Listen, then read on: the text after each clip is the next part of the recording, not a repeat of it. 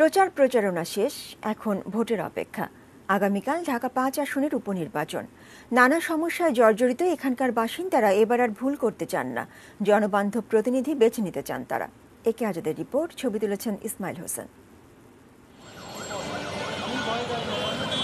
রাজধানীর সঙ্গে দেশের দক্ষিণ ও দক্ষিণ পূর্বাঞ্চলের গেটওয়ে যাত্রাবাড়ি।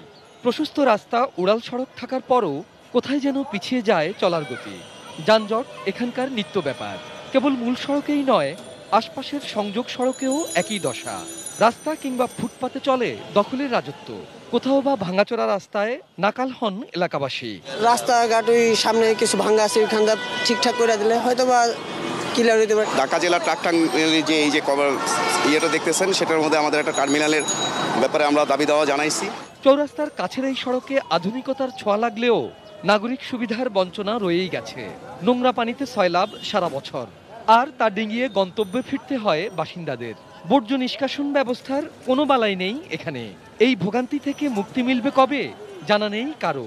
রিক্সা পড়ে যায়, গাড়ি পড়ে যায়, স্কুলের ছাত্রছাত্রীরা ঠ্যাংটুং ভাঙি যায়। বাচ্চাকে নিয়ে স্কুলে যেতে পারি না, তারপরে বাইরে বের হতে পারি না। সমস্যা যেন পিছু ছাড়ছে না ডেমরা, শনিয়াখড়া, গেন্ডারিয়ার বাসিন্দাদের। ময়লার ডিপোর ব্যাপক সংকট যাত্রাবাড়িতে।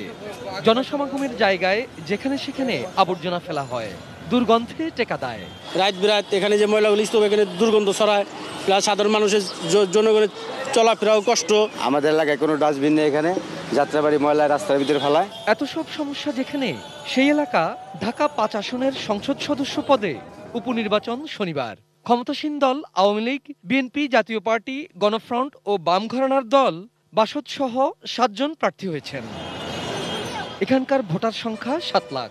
নারী পুরুষ ভোটার প্রায় সমানে সমান। নির্বাচনী প্রচারে প্রধান দুই দলের অভিযোগ পাল্টা অভিযোগ থাকলেও ভোটাররা প্রার্থী বাছাইয়ে সঠিক সিদ্ধান্ত নিতে চান।